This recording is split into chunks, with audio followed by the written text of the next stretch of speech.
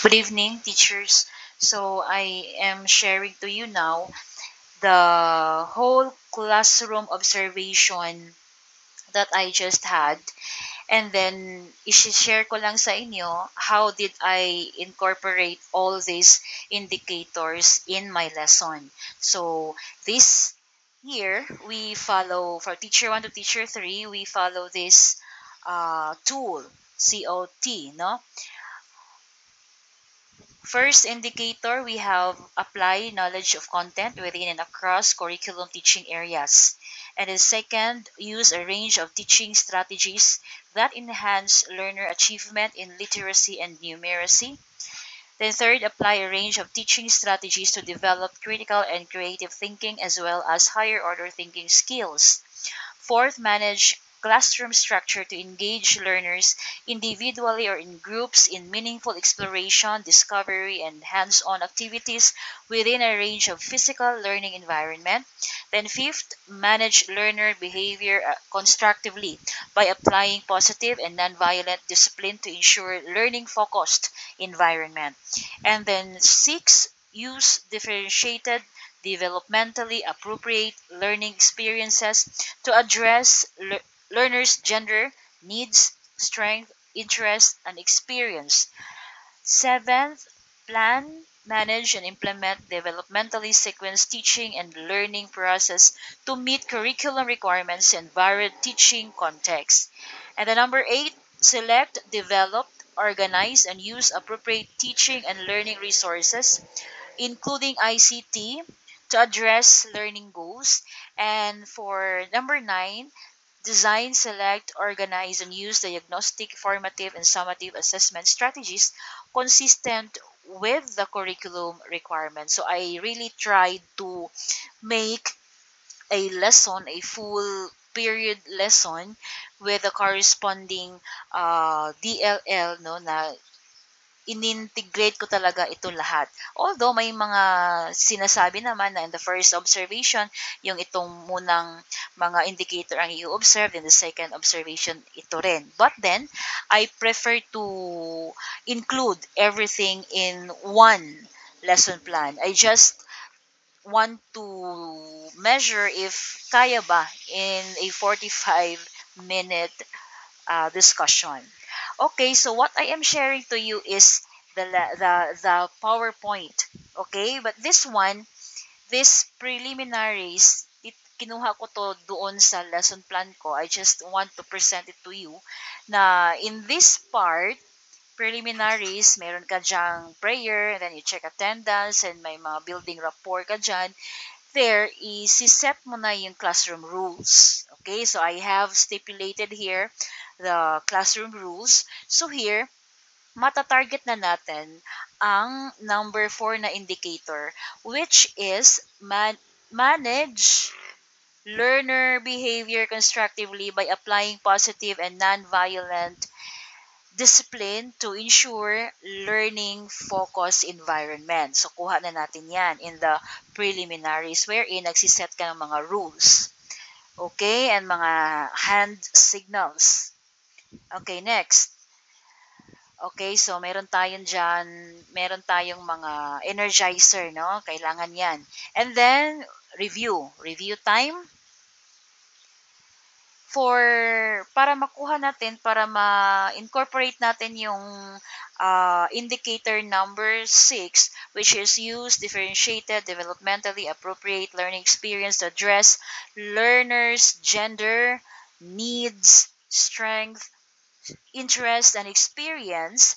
We do the self-check-up. Yung mga student natin, let us know, no, their strength and weakness, yung mga kakayanan nila by asking them question na madidiscover nila ngayon ano yung mga needs pa nila, ano yung line of interest nila, ano pa yung mga strength nila. Okay? So in our lesson, kasi my lesson is about socioeconomic impact of a business. So may mga tanong ako, no, to help them discover, no, their interest and their strength. So my question here is, as you do your actual business inside the school premise, what personal strength did you discover while selling your foods, 'di ba? So when I ask this question, the learners now will know what is their strength. Okay, kaya ko palang mag-conduct or kaya ko palang magiging businessman in the future because my strength is in selling. I find joy in selling. Yung ganon, no? And then next is, what do you think is your weakness, especially in dealing with customers? So yung student natin malalaman nila yung mga needs pa nila na to improve. Okay? And then based on your experience, who do you think is good in business? Is it a male or a female? So may gender tayo dito, no? Ina-assess natin sino ba talaga yung mas magaling sa business, yung ganun. Okay, so sa sa activity na ito, nata-target natin yung indicator number 6. Okay? Use differentiated, appropriate learning experience to address learners' gender needs, strength, interest, and experience. Kasi pag guro, pag teacher tayo, alam natin yung mga kahinaan nila, alam natin yung mga interest nila, alam natin yung mga weaknesses nila, alam din natin how do we differentiate now our instruction. Okay? So next, this is my topic. And then, of course, kailangan natin na ipaalam sa mga students natin ano yung mga target objective natin. And then, when this objective, dapat talaga inline ito with our assessment and lahat na nangyayari sa buong lesson is in line with our objective. Kasi ito yung blueprint natin na dapat linya yung mga ginagawa natin dito sa objective. So, sa objective number 1 ko, identify and explain the various socioeconomic factors affecting business and industry. Ito yung sa assessment ko na.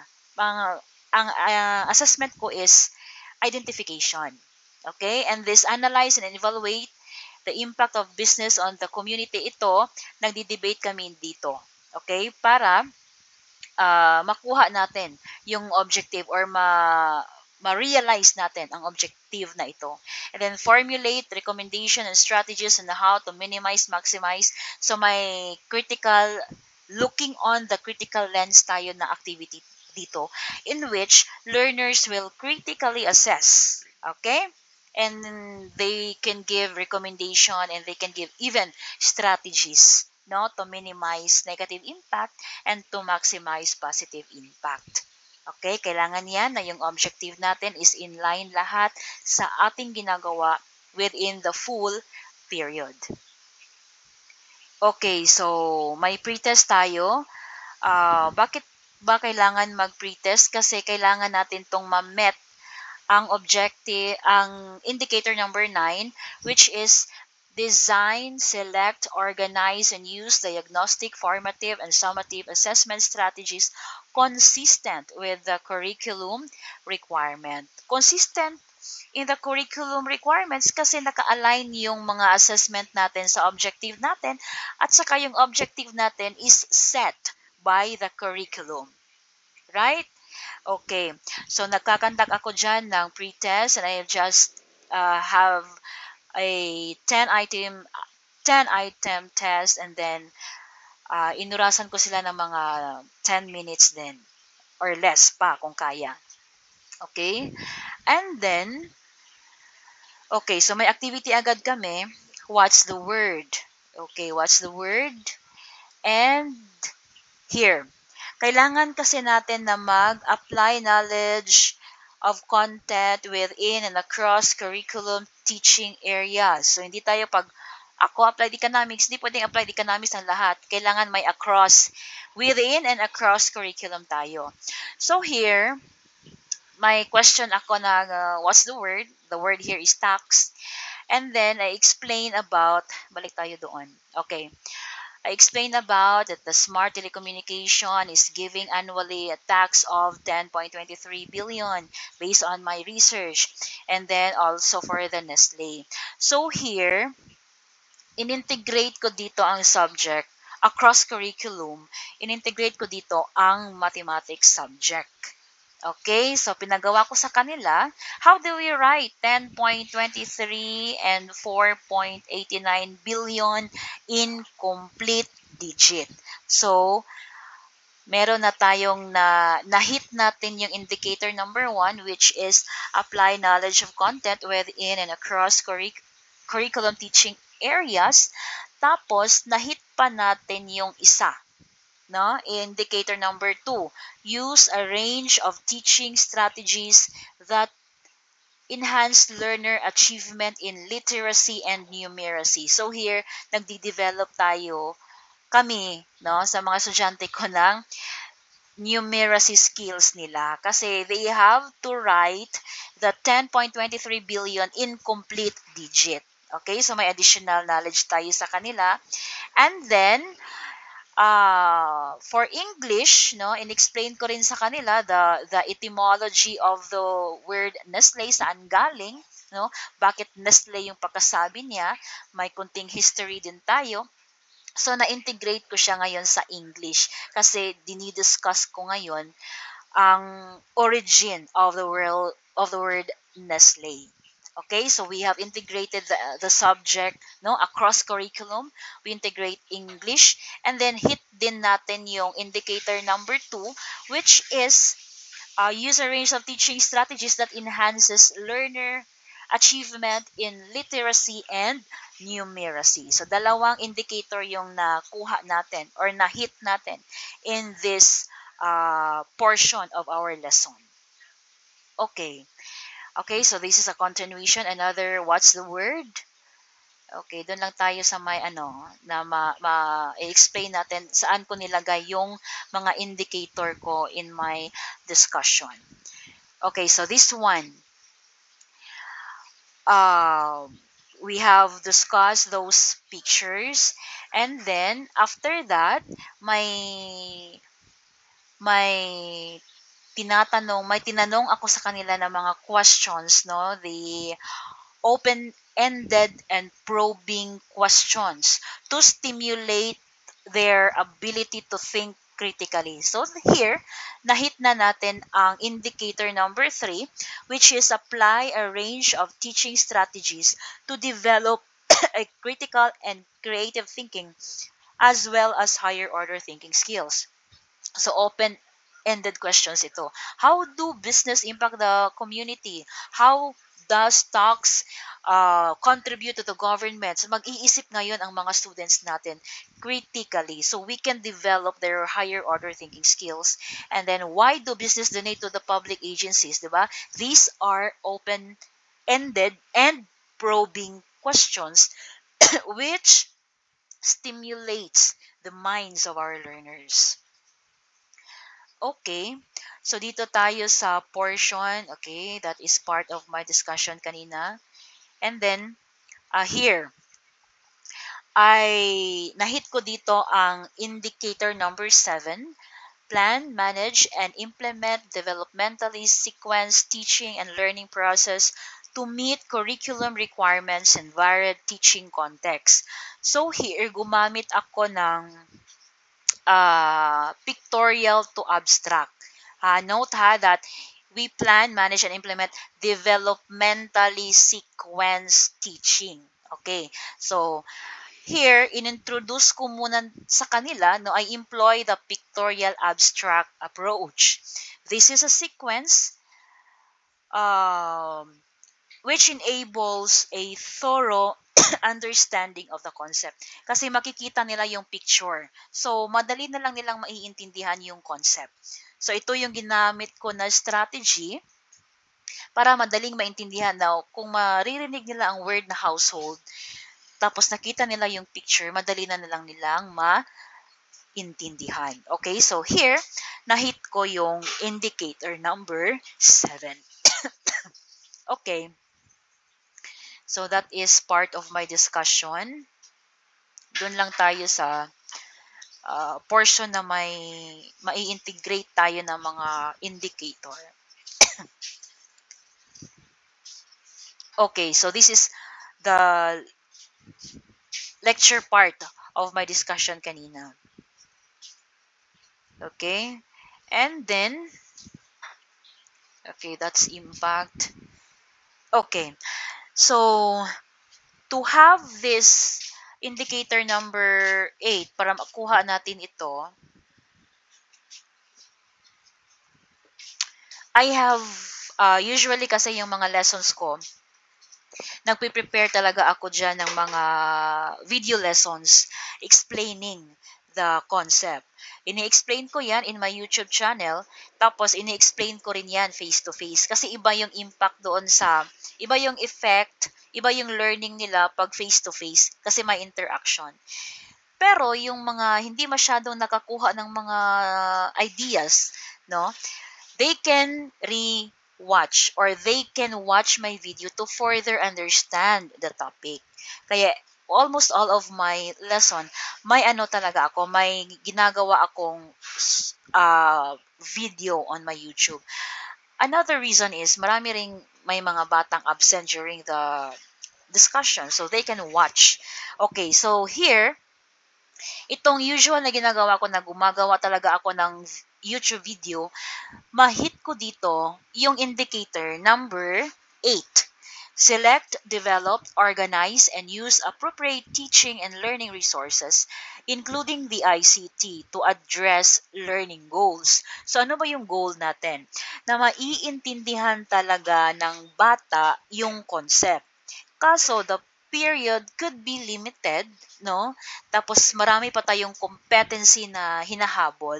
So, it's good or it's really better to make a YouTube video, a video lesson so that your learners can watch it anytime, no? So the teacher here, prior to the discussion, before ko i-discuss yung lesson, I posted the PowerPoint presentation with in the class GC. So this one, ito yung PowerPoint ko, I uploaded that one in our group chat kasi may group chat kami.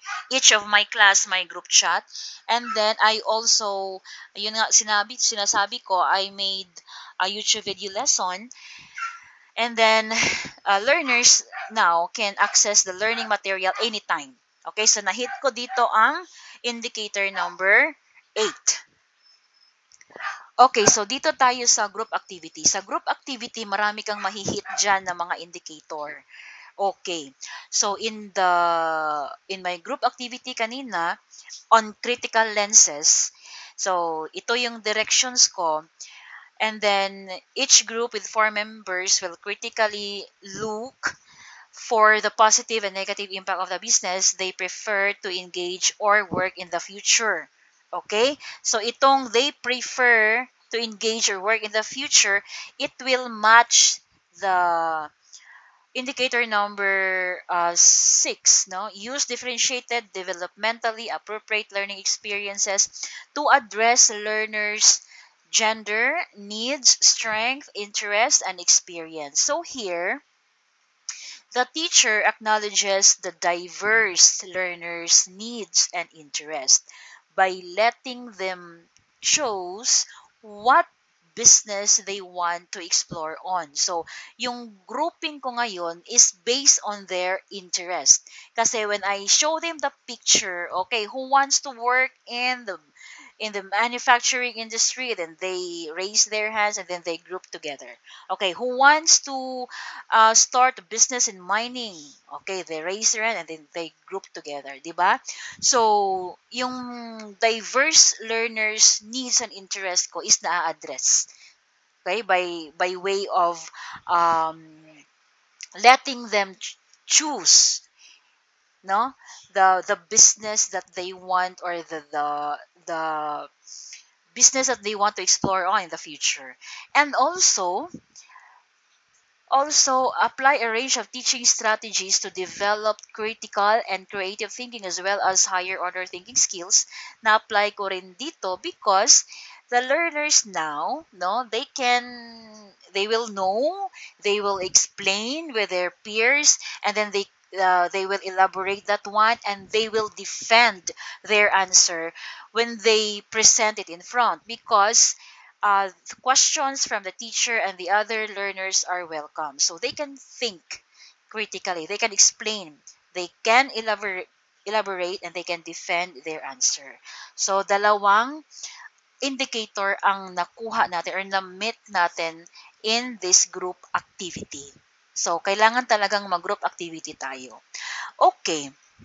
So, here, debate ito eh. May objective kasi ako na kailangan ko ring magawa, no? Kasi yun yung ano natin eh, reference natin. Ano yung gagawin natin the entire period, dapat naka-anchor doon sa objective natin. Okay? So, may debate na nangyayari.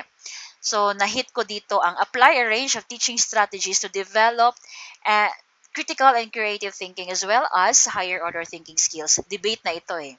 'Di ba? So, this is higher order thinking skills. Okay, so these are the question. This is the question that they are debating. They were debating kanina. Okay, so magdi-debate yan to maintain a very conducive teaching and learning environment. May rules ka para hindi nagsisigawan yung both parties. Okay? So ito yung rules ko. Respect opposing teams. Provide evidence for claims. Stay on the topic. Adhere to the time limits. Max of 1 minute per argument or rebuttal. And then avoid personal attacks. So here, nagsiset ka ng rules, mahit mo rin yung indicator number 4, which is to manage classroom structure to engage learners individually or in groups in meaningful exploration, discovery, and hands-on activities within a range of physical learning environment. Okay, so may mga instruction tayo kanina na yung mga affirmative team dito and then yung mga negative team doon. So may mga rules tayo so that the entire process of the debate is smooth. No, there is learning, there is no shouting. Okay? Alright, so I think nahit na natin lahat. Okay? Nahit na natin lahat ng mga indicator. Okay? So, yes, we have applied. Okay, summarize lang muna tayo ha. We have applied the knowledge of content within and across curriculum. Saan natin yun in-apply? Doon sa first part of the discussion.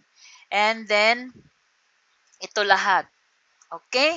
So, I hope that you learn something, no? Disclaimer lang, this is just sharing, no? My actual experience and how I incorporate all this indicator found in the new PMS 2025-2026, how I understand the indicator based on my readings and based on my research. Okay, so I hope that may natutunan kayo dito. Okay, so thank you so much for listening, and for those who want to get a copy of my lesson plan, so you just can um, message me in the comment section. Okay, so thank you so much for having me here.